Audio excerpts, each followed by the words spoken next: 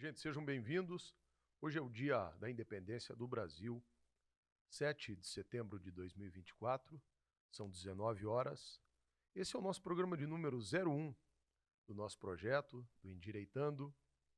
E eu quero agradecer muito a presença de todos vocês aqui. A gente está iniciando o nosso canal no YouTube, nós temos o nosso canal no Facebook, nosso canal no Instagram. Somados os dois são mais de 200 mil pessoas. E a gente fala de direito, fala de política, fala de história. E hoje, então, como é o dia da independência do Brasil, a gente vai falar de história.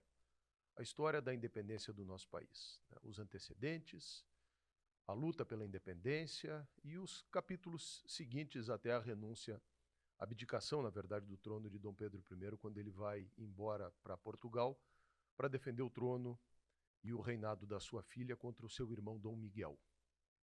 Bom, antes, sejam todos bem-vindos mais uma vez.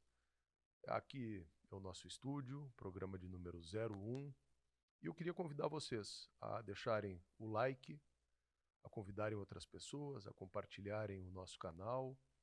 E queria também, já que nós temos aí 200 mil seguidores nas outras páginas, convidar vocês a se somarem à nossa marca, o Endireitando, e ajudarem a gente a levar adiante esse projeto. E, de novo, fala de direito, de política, de história, na perspectiva dos valores conservadores que a gente defende e que são tão necessários. Aliás, a respeito disso, conservadorismo versus revolucionarismo, né? Nós temos a mentira maior, mais uma vez se apresentando no Brasil, do atual presidente, levado ao poder a partir daquilo que eu digo uma conspiração. Eu não tenho outra forma, estudando a história, de afirmar que o que trouxe Lula mais uma vez ao poder foi uma conspiração, dizendo que hoje foi o maior 7 de setembro da história. Sim, não tinha povo na parada cívico-militar, infelizmente. Conseguiram, entre outros objetivos desse primeiro momento do projeto do PT, da implantação desse modelo de socialismo a partir de coletivos aqui no nosso país, conseguiram, entre outras coisas, a desmoralização das nossas Forças Armadas.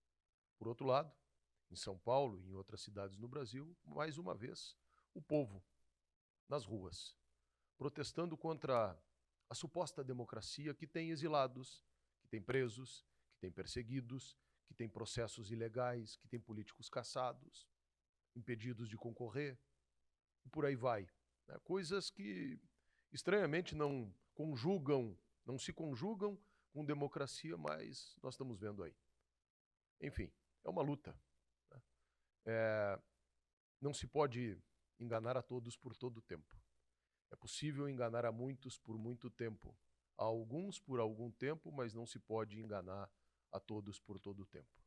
Cedo ou tarde, essas coisas que aconteceram no Brasil nesses últimos 2, 3 anos, desde a reabilitação de Lula, virão à tona e nós conheceremos. E chegará o dia também que as pessoas presas, perseguidas injustamente, queira Deus mais breve do que tarde, venham a ser anistiadas, porque só aí a gente vai conseguir fazer a verdadeira pacificação. E a gente sempre fala aqui, e é o mote do nosso programa, um povo que não conhece a sua história está condenado a repetir os erros do passado. E é exatamente para isso que a gente, então, conta nesse capítulo número 1 a história da independência do Brasil. O que Napoleão Bonaparte tem a ver com isso? O que a Revolução Francesa tem a ver com isso? É que começa exatamente aí. Napoleão Bonaparte é exatamente o final da Revolução Francesa, quando há um golpe militar na França, no que se chamou 18 de Brumário. O que é 18 de Brumário? A Revolução Francesa inaugura um novo calendário, porque dentro do iluminismo, e no iluminismo vinha uma coisa que se chamava racionalismo, o império da razão, é uma luta que está presente hoje aí de novo da espiritualidade com aqueles que são meramente racionalistas ou materialistas, dizendo que a espiritualidade era uma superstição criada pelos homens, que Deus era uma ficção. Então, um rompimento ali na Revolução Francesa, inclusive com o calendário judaico-cristão. E aí se cria um novo calendário, a Revolução. E no dia 18 do mês de Brumário, da Revolução Francesa, 10 anos depois do início da Revolução, em 1889, nós temos um golpe militar e a chegada no poder de Napoleão Bonaparte, que era um general, um militar da Revolução, da República. Ali começa um outro processo, que culmina algum tempo depois com uma investida de Napoleão para derrubar as monarquias europeias. Mas era inimigo da França napoleônica, a Inglaterra. E Napoleão ordena, então, aquilo que se chamou de bloqueio continental. Nenhum navio vindo da Inglaterra poderia chegar no continente europeu. Mas Portugal burla esse bloqueio, porque tinha desde há muito tempo uma aliança com os ingleses. E Napoleão, então, dá um ultimato ao rei Dom João VI de Portugal. Depois, nas suas histórias, e diferentemente da história contada pelos nossos professores canhotinhos aqui do Brasil, o próprio Napoleão Bonaparte, nas suas memórias, como eu disse, reconhece que o único que conseguiu enganá-lo foi Dom João VI. Mas ele passa para a história brasileira como uma figura caricata, um gordinho, desajeitado, que andava com coxinhas de frango no bolso e que era um glutão. Essa é a caricatura, assim como também caricaturizaram, palavra difícil, né? A figura de Dom Pedro I. Mas vamos voltar em Dom João VI. Dom João VI finge que está obedecendo Napoleão Bonaparte, ao mesmo tempo que prepara a saída de Portugal, e no ano de 1808 ele transfere de Lisboa toda a corte portuguesa para o Brasil. Acho que foram mais de 1000 embarcações, mas uma coisa verdadeira epopeia que foi feita, e a corte sai de Portugal, atravessa o Atlântico, chega primeiro em Salvador e depois chega no Rio de Janeiro, para onde se transfere o governo português. E isso dura de 1808 até 1819, quando então Dom João VI é obrigado a retornar para Portugal, porque em Portugal estoura uma revolução liberal no Porto, na cidade do Porto, em Portugal, cidade hoje, uma belíssima cidade, às margens do rio, acho que ali é o Tejo, né? E que tem, me ajudem aí na nossa live, tem a produção dos vinhos do Porto, que aliás é fruto dessa própria parceria entre os ingleses e os portugueses. Um vinho que foi feito para que o vinho durasse mais, né? Então é um vinho onde é adicionada aguardente. Pois houve a Revolução no Porto, a Revolução Liberal, então Dom João VI é obrigado a voltar para Portugal. Uma curiosidade com relação a Dom João VI, que vai fazer parte também dessa história, que é o seguinte: quando eles vieram para cá, imediatamente depois de ter invadido Portugal, os franceses invadiram a Espanha e obrigaram o então rei da Espanha a renunciar. Quando o rei da Espanha renuncia, começa na América Espanhola, que são todos os países aqui que nós conhecemos, né?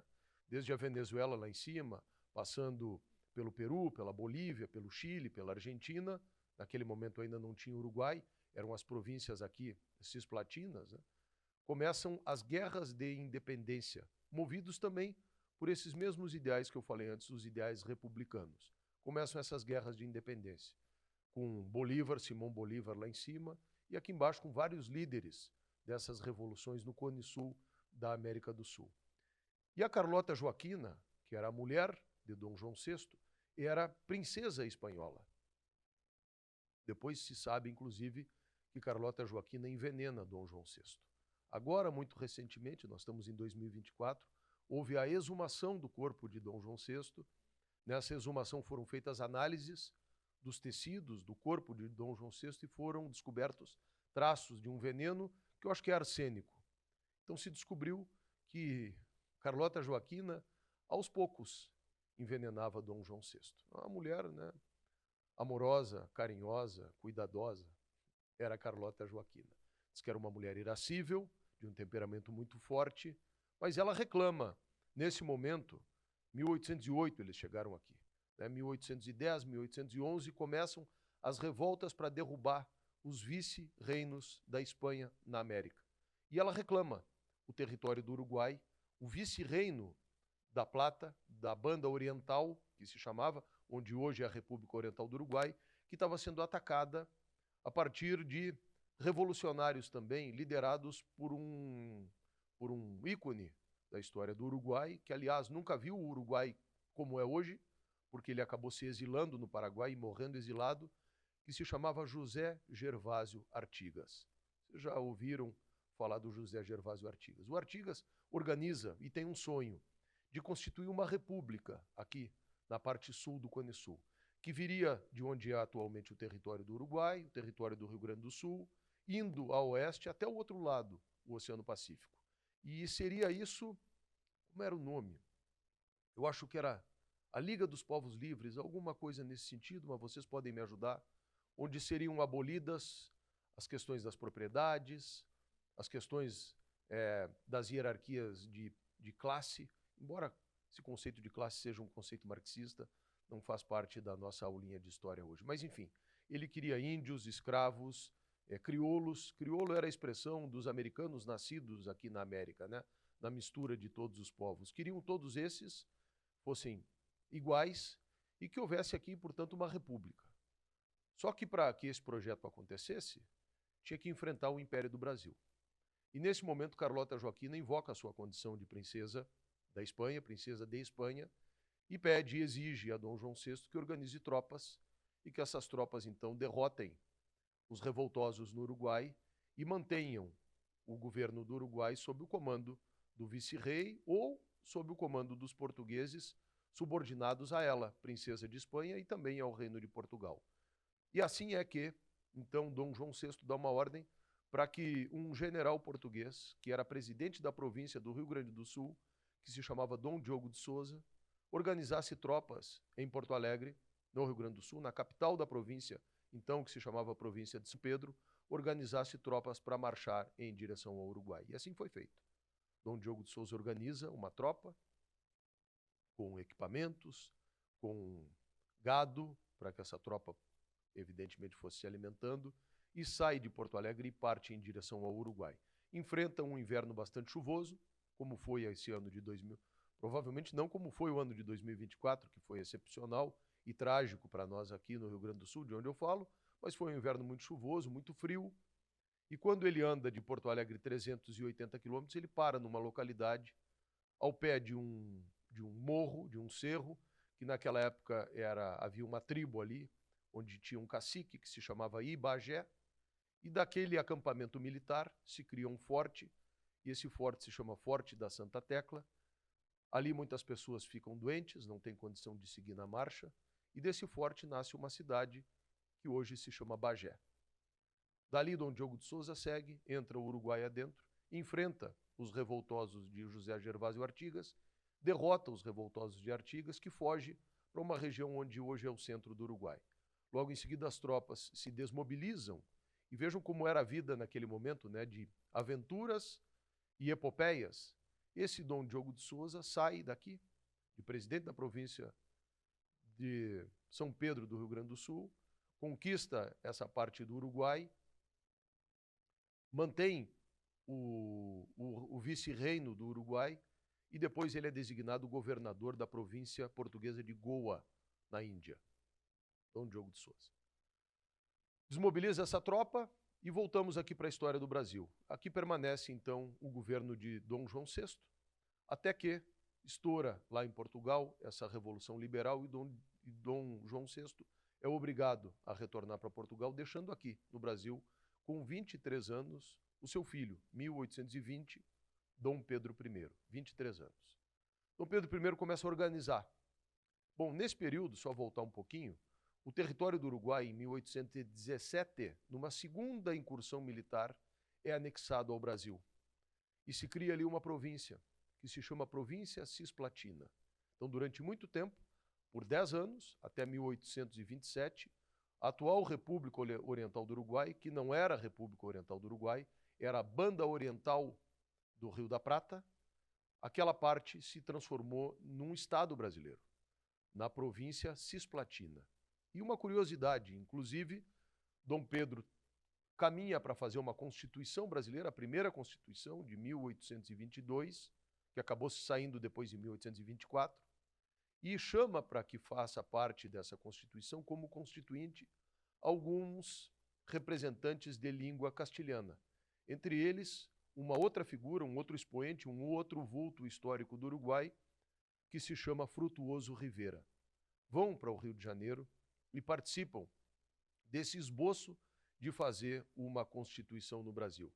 Essa tentativa de uma Constituição no Brasil causa estranhamento e começa a criar conflitos com a corte portuguesa, que queria manter o seu controle aqui no Brasil. E aí, Dom Pedro I é convocado a retornar para Portugal.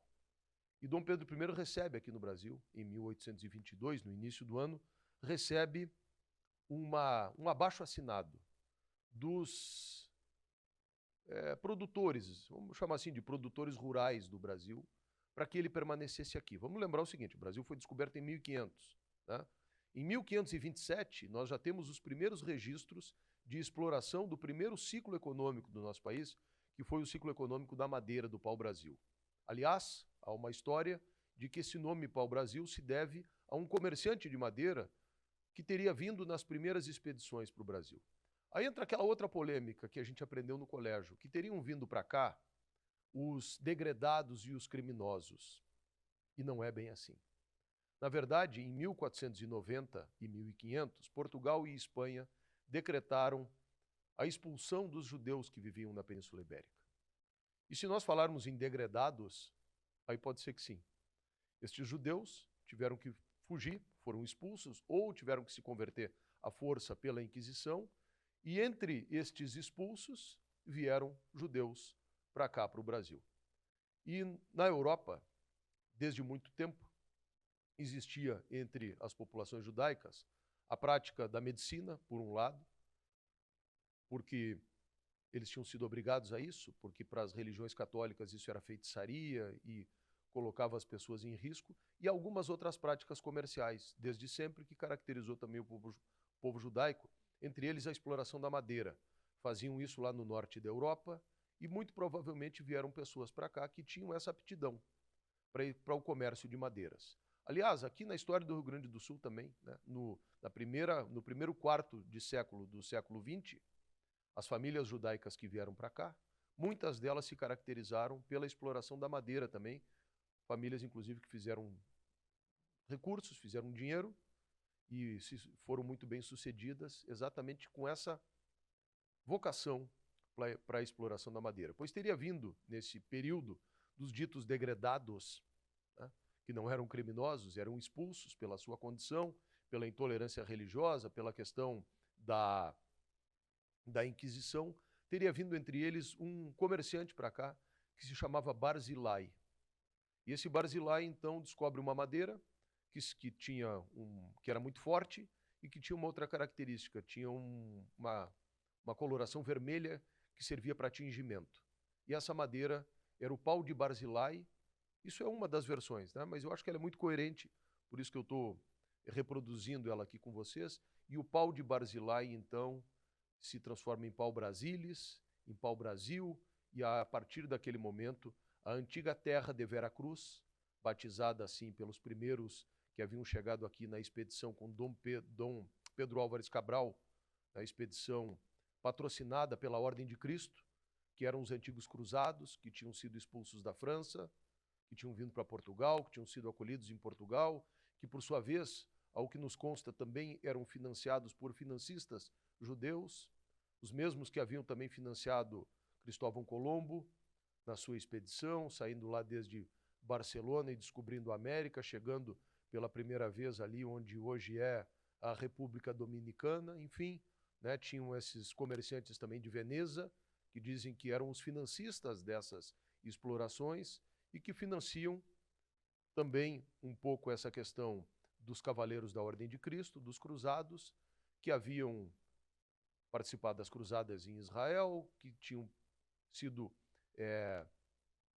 como é que chama aquilo que o Papa, excomungados pelo Papa, perseguidos, sido mortos, proibidos de existir, que acabaram vindo para Portugal 200 ou 300 anos antes e que trouxeram para Portugal conhecimentos, entre eles os conhecimentos da navegação a partir da observação das estrelas. E tudo isso, então, esse acúmulo de conhecimento, teria permitido que eles pudessem fazer as navegações. Portugal, na verdade, faz isso porque não tinha outro caminho, né? Portugal primeiro tenta e faz o caminho das Índias, não por dentro do continente europeu, mas costeando a África, e descobre o caminho das Índias. E nesse contexto, como ficava marginalizado no cenário geográfico da Europa e numa ponta, então Portugal se lança nessa aventura de conquistar os mares e acaba descobrindo o Brasil.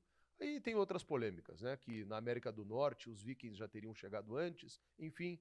Mas a história mesmo, essa documentada para nós, começa ali em 1490 e 1500 e o descobrimento do Brasil em 1500, primeiro ciclo econômico da madeira, depois vem o ciclo econômico da cana-de-açúcar, depois sempre foram ciclos econômicos em cima de commodities, né? 1700 começa o ciclo econômico do ouro e das pedras preciosas das Minas Gerais. E esses ciclos eles se exauriam neles mesmos, né?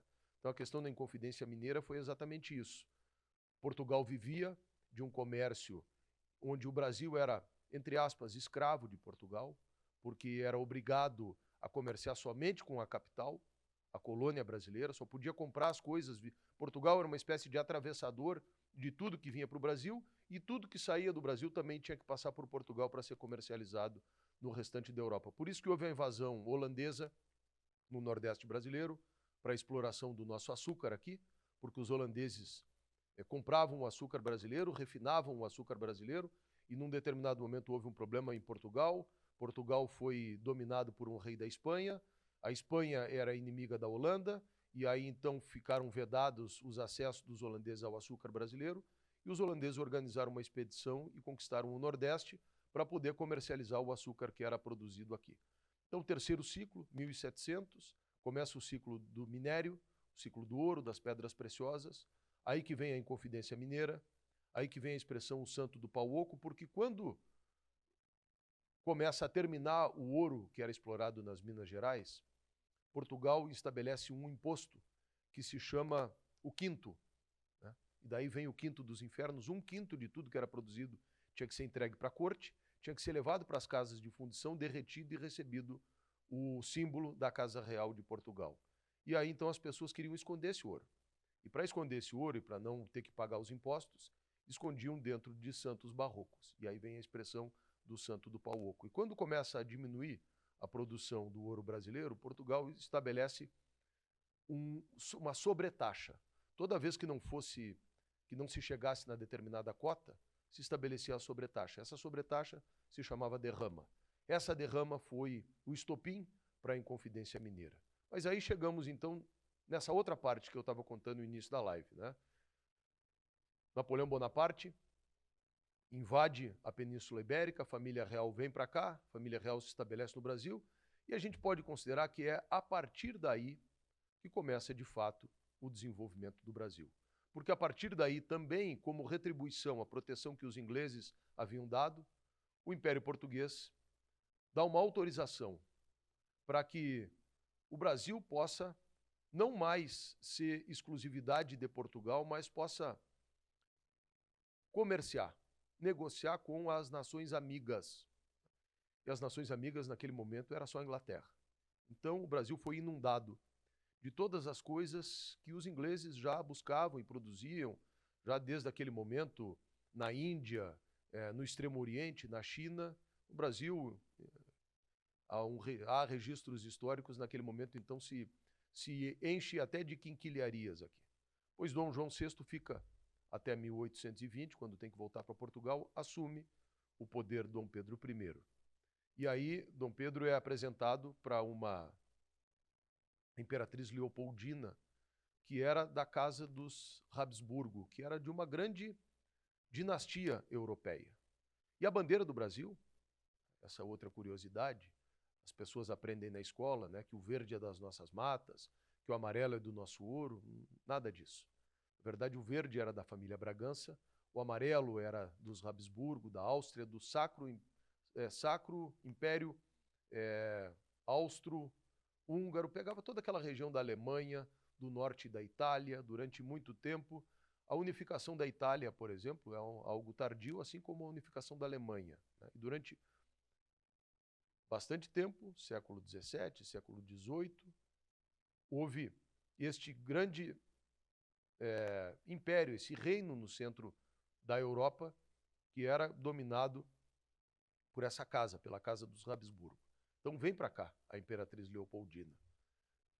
Em 1822, vamos voltar para 22, Dom João VI já foi embora, debelou a rebelião liberal do Porto, assume, e o Brasil, então, é regido por Dom Pedro I e faz, que chama essa Constituição. E isso provocou insatisfação dos portugueses, que deram um ultimato a Dom Pedro I para que ele voltasse. E ele recebe um abaixo-assinado para que permaneça no Brasil.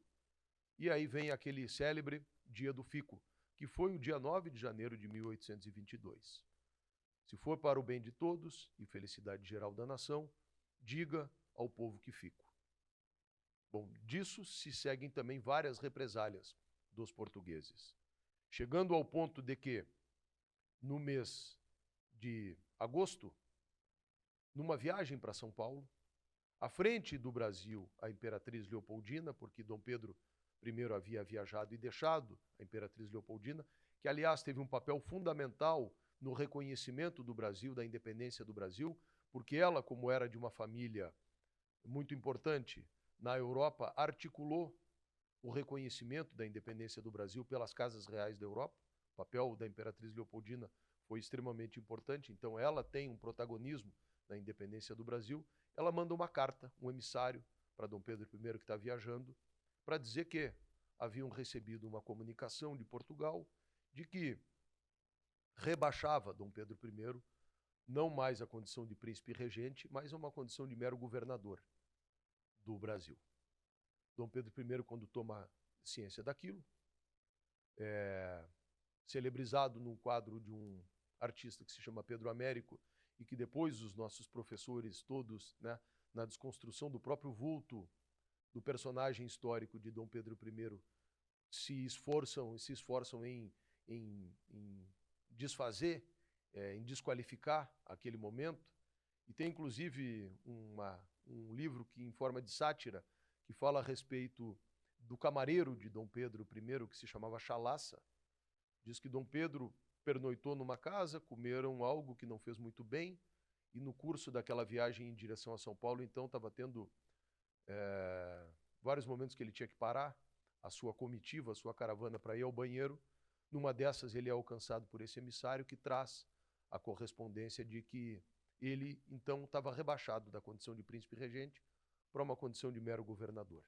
Nesse momento, ele se alinha, se arruma, sobe no seu cavalo, determina toda a sua tropa que arranquem as insígnias portuguesas, desembainha a sua espada e proclama o célebre grito independência ou morte, que celebra e que eterniza esse dia 7 de setembro como o dia da independência do nosso país.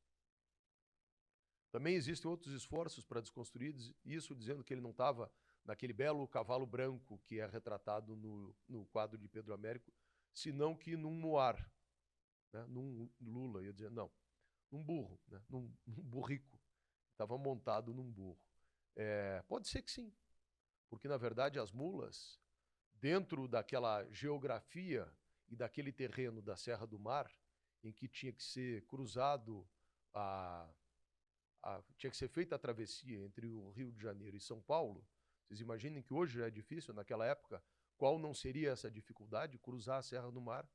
As mulas e os burricos são muito mais propícios e adequados para esse tipo de terreno do que um cavalo puro sangue inglês ou qualquer outra raça de cavalo que seja maior. Então, muito provavelmente, sim, talvez tivesse a comitiva dele, tivesse alguns cavalos, mas, de novo, muito provavelmente fosse sim uma comitiva de mulas. Bom, declarada a independência do Brasil, evidentemente que é uma reação. E como é que se manteria essa independência do Brasil se o Brasil não tinha exército, se o Brasil não tinha marinha, se o Brasil não tinha nada? Então, Dom Pedro se encarrega, a partir daí, de construir um exército nacional e uma marinha nacionais. Nesse contexto todo, tinha lutado no Chile e na Argentina um almirante inglês, então muito conhecido, mas que lá na Inglaterra tinha caído em desgraça, que se chamava Cochrane. E ele descobre que o almirante Cochrane estava lutando e consegue contratar o almirante Cochrane para vir para o Brasil. E o almirante Cochrane, que hoje está enterrado na abadia de Westminster, que depois volta para a Inglaterra e consegue reconstruir a sua reputação, a sua moral, enfim, a sua trajetória, é chamado para ser o primeiro comandante da Marinha do Brasil. Almirante Cochrane organiza a Marinha do Brasil e se envolve depois numa luta que é considerada, que aliás, que hoje é até hoje é feriado na Bahia, né? Que é a luta de 2 de julho de 1823, quando definitivamente os portugueses são expulsos do Brasil. Vocês não imaginem que tenha sido assim uma revolução, embora também já havia alguns professores querendo desfazer da independência brasileira, porque ela foi proclamada por um imperador que era de uma casa monárquica europeia, que não foi, como nos Estados Unidos, uma independência dos nativos americanos, que não foi uma independência, que não foram incluídas nessa independência minorias que eram então discriminadas no Brasil. Já entra essa questão ideológica, né? Mas, na verdade, Dom Pedro I rompe com a Casa Real de Portugal, declara a independência do Brasil e luta com os portugueses para que o Brasil seja brasileiro. Constrói a Marinha do Brasil, e dessas lutas foram vários meses, até que, de fato, o Brasil não só pudesse se tornar um país independente, mas pudesse também, a partir do trabalho da própria da Imperatriz Leopoldina, ser reconhecido internacionalmente como um império. O Império do Brasil tendo como seu líder Dom Pedro I. Dom Pedro I tinha um traço que também procuram.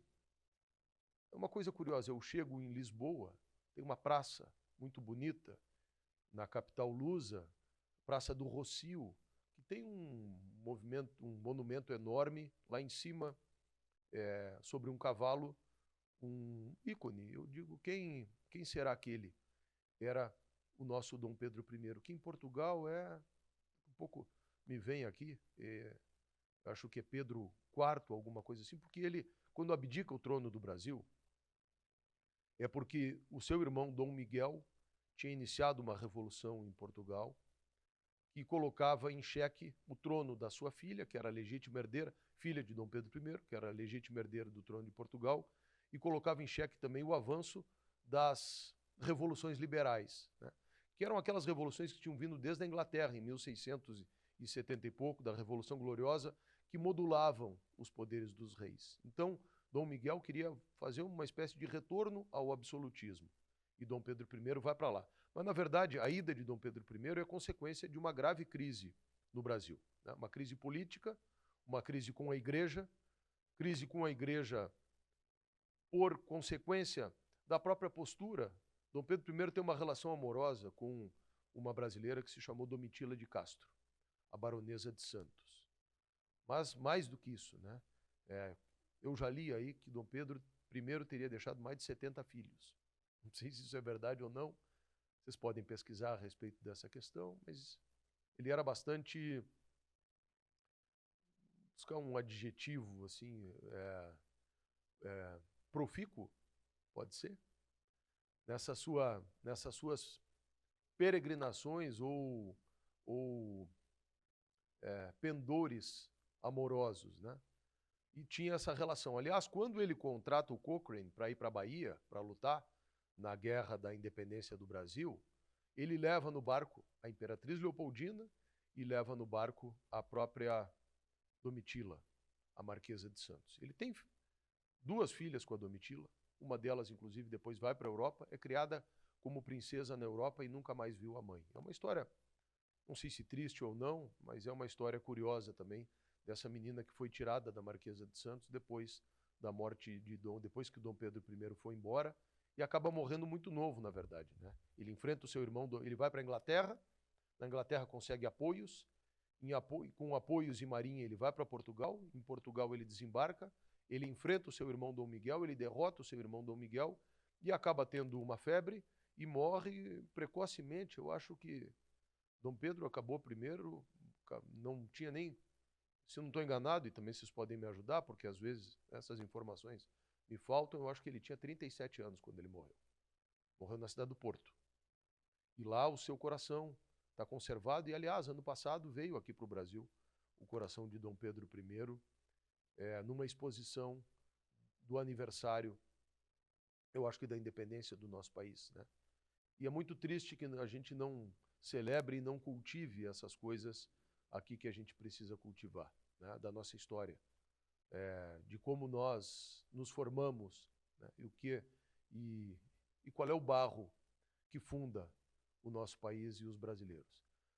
Pois nesse período, depois da independência do Brasil, em 1824, é feita a primeira Constituição brasileira. Em 1822, Dom Pedro I dissolve aquela Constituinte. Esses líderes uruguaios voltam para o... líderes castilhanos, então, né, voltam para o Uruguai, que acabam depois liderando a própria questão da independência do Uruguai. E quando se deflagra essa questão da independência do Uruguai aqui, o Império Brasileiro, com o imperador Dom Pedro I, começa a fazer um esforço muito grande de guerra.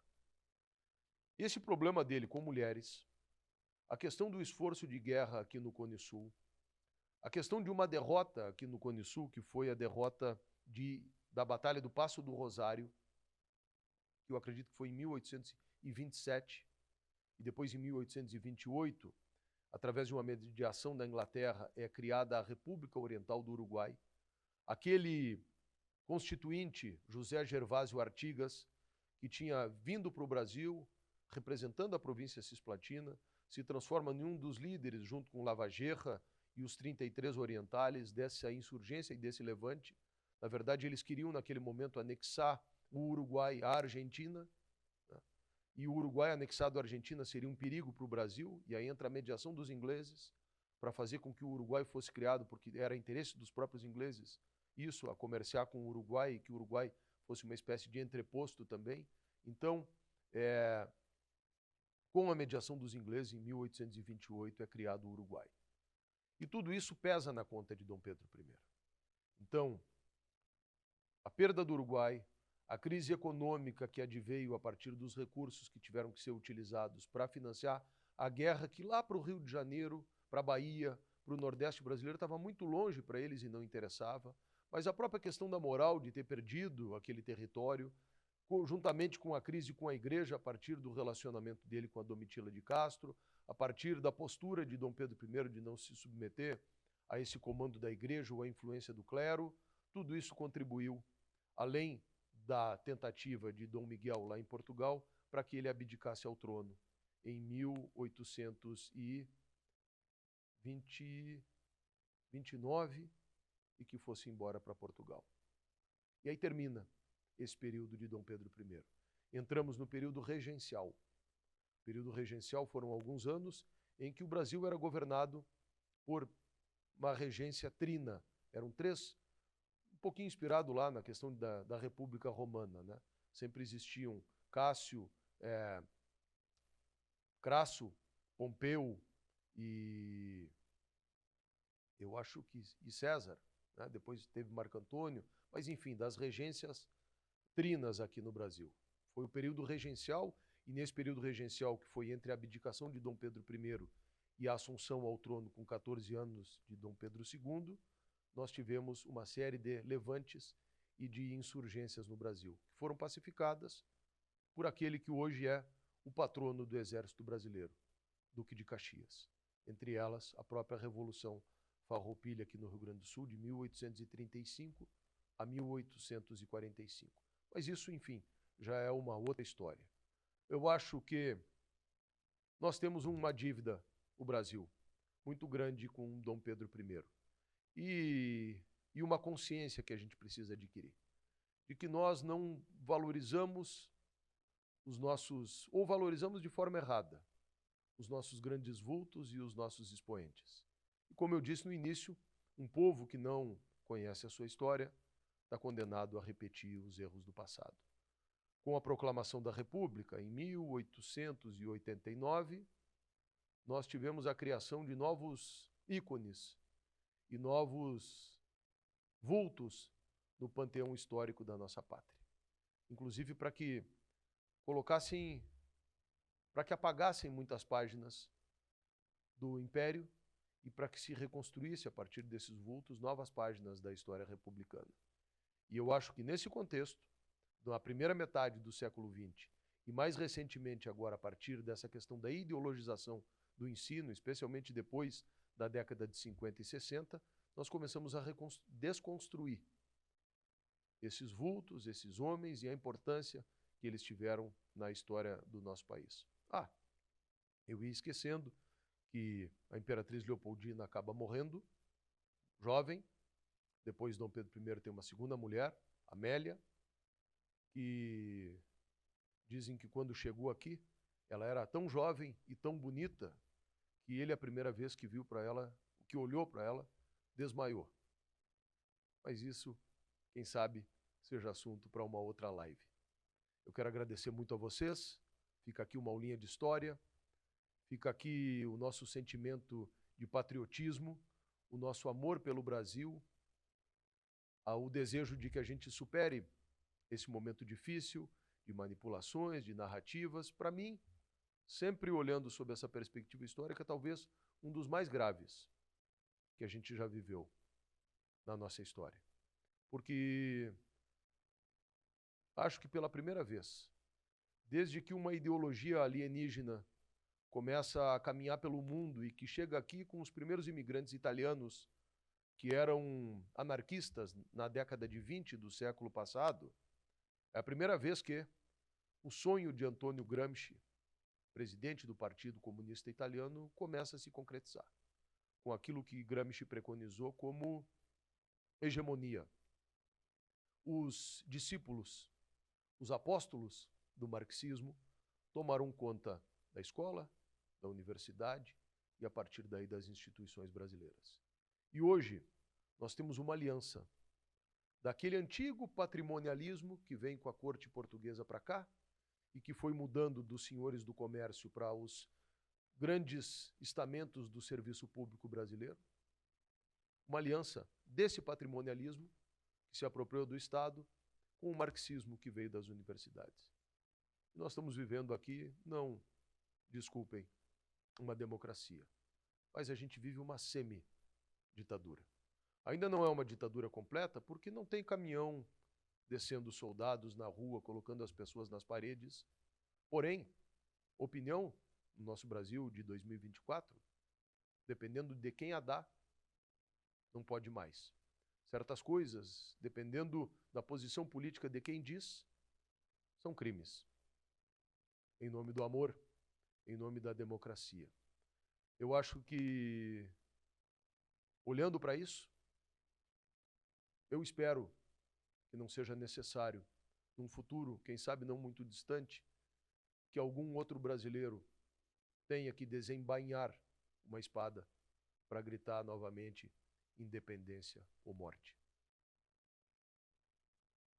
Que o nosso Brasil seja sempre livre e que o tamanho geográfico do nosso país e a grandeza do nosso povo possam um dia ser refletidas na pujança econômica e numa educação livre de doutrinação, com respeito às famílias, aos nossos valores e à liberdade.